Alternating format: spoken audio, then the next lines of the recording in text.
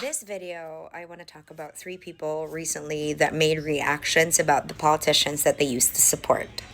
These three people are Miss Viy Cortez, Shuvee Etrata, and Mika Salamanca. When I first saw their posts and the reactions of people, I wanted to make my own reaction. Kasi, syempre, as somebody who sort of relates to what they are doing, I just have a few thoughts that I want to share with you. Una, as for Miss V and Kong supporting Solid North and supporting, who they were supporting at the last election. Number one, trabaho nila yan. Bread and butter nila yan. So if they now call out, 'di ba, the things or the atrocities, ang sa akin kasi, they have to. They have to if alam nila yung mga pinagagawa ng mga tao na sinusuportahan nila. And for people to cast a negative light on that, to give them bullshit or give them shit for that, I don't get it. People are entitled to support whoever they want to support. They can also do these things, especially when they are paid to do these things. Like, for example, endorse whoever they were endorsing at the last election. Ang diferensya lang kasi dyan is that, are you also going to be accountable for the atrocities that your politicians are doing, especially when they are embroiled in specific, acts that, have a bad effect on the Filipino people? Ganon naman kasi yan. Yung kay Shuvee naman at saka kay Mika, on the other side, dito kami nagkakapareho but also nagkakaiba. When Shuvee says that natuto na po ako, I felt in a way is that yes, you can learn about what the Dutertes have done and not be okay with it like me, but that also does not seem right if you no longer are grateful for what PRRD did during his presidency. Gets niyo ba ako? Tinatagalog ko para lahat makakaintindi, hindi lang yung mga Bisaya. Kasi, at the end of the day, if you're grateful for PRRD, which I think yun naman talaga yung message ni Shuvee dati, we can be grateful. Labi na sa amin na mga Bisaya, grateful kami kasi oo, na-represent kami, mga Bisaya, at syempre, nakapasok at nakarating kami ng Malacanang. But you can also say that you no longer support his children, which is also okay, Shuvee. And yun lang din yung gusto kong ipaintindi sa mga tao, that this is in no way a negative thing because you can change your mind.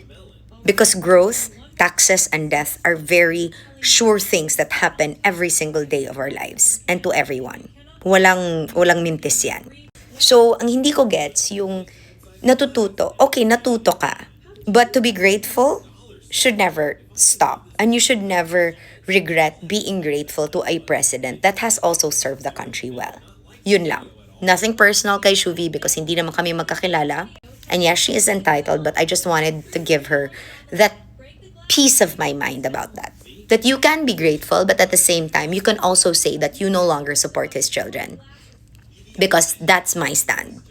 I am grateful to PRRD. I do love him with all my heart until now, and I will never denounce my support to him, my love to him, me being grateful. I will never denounce. I will never do what you did. Because I don't understand why you did that, but maybe if it also guarantees you work, it also guarantees the circumstance that you are in, especially since you now have a budding career, then you can do that. And I will not judge you for it because at the end of the day, kita-kita lang naman yan. 'Di ba? Pangkabuhayan mo yan para iangat ang pamilya mo and you are entitled to that. Yung kay Mika Salamanca naman, with what she said about friends. 'Di ba when you said that you had questionable choices of friends while you were at your lowest, and I really hope, kasi hindi mo naman mention, but I really hope that you weren't talking about Kitty Duterte. And look, Kitty and I, we never met, we never interacted with each other, but I just don't think it's fair for you to say that. Because the fact of the matter was, Mika, she was there at your lowest. And that's not a questionable choice. Because where are your friends who weren't questionable then? Because dyan ka nila kailangan sa lowest. Dyan mo sila kailangan sa lowest mo. And sila yung wala dyan. But Kitty was there. For you to say that she's a questionable choice as a friend, does it mean that you were doing drugs while you were still friends? Were you waking and baking while you were still friends? May mga ginawa ba kayo na nakaka-insulto nakaka-harm sa ibang tao, siguro yan ang questionable. That's what makes Kitty questionable, if yan ang parameter. Pero just because she's Kitty Duterte and just because this is what's happening to her family in the guise or in the realm of politics, I don't think it's fair for you to call her a questionable choice in a friend. That's why I'm only saying this because I want to be level-headed and fair. Because it doesn't mean I don't support them. It doesn't mean that I will not also speak when I feel like something has to be said.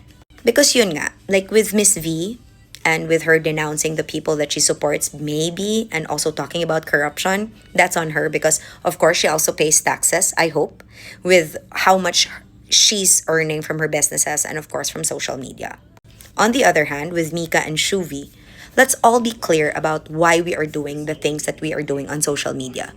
Why we say these things now and why we change our minds. Kasi ako, I've never fully explained to you yet why I changed my mind about the Duterte children. And I feel like I have a right to keep that within myself because I've made a promise to PRRD that I will talk about it when it's time. Because there are things that I will say that I know will hurt him, and I will wait until a specific time when I know that he can no longer hear it and it can no longer be used against me, because the last thing I want to do is hurt PRRD. And that's why I wanted to speak about this, because again, if we are grateful to him, let's be grateful to him. But at the same time, we are grateful to him, but we also have to hold him accountable for the things that had happened during his administration. But it doesn't mean we don't love him. It doesn't mean that we're not grateful for what he's done as president. But at the same time, if we truly support and love him, then the respect should still be there. That we should not denounce that we are grateful. Because doon ako nasaktan nung narinig ko yung sinabi ni Shuvee na parang natuto. Yes, natuto. Pwedeng matuto because that's what happened to me. Natuto ako. May mga nakita akong bagay na hindi ko matanggap. May mga bagay na ayokong sabayan, ayokong panindigan at ayokong suportahan. Kaya I decided na ayoko. Ganun lang yun. But if your message is to denounce how grateful you were in the past, hindi rin ako sang-ayon dyan, Shuvee. Because there are things during his administration that we should be thankful for as people. And that's what we owe to him then. Okay? Yun lang. With Mika naman, yun. I don't think it's fair to Kitty because now can be considered her lowest. And yan yung ibabalik mo sa kanya. Ibabalik mo na ikaw naman yung wala na kailangan kanya. Kailangan kanya na sabihin na labasan na ang politika sa friendship nyo. Kasi hindi ka naman niya ginamit, di ba, Mika? Hindi ka naman niya alam mo yun, there are things that you benefited from during your friendship. And that doesn't make Kitty questionable. It makes you the questionable person now. Kasi ngayon na okay ka na, ngayon na nakaahon ka na mula sa time na yon. Di ba?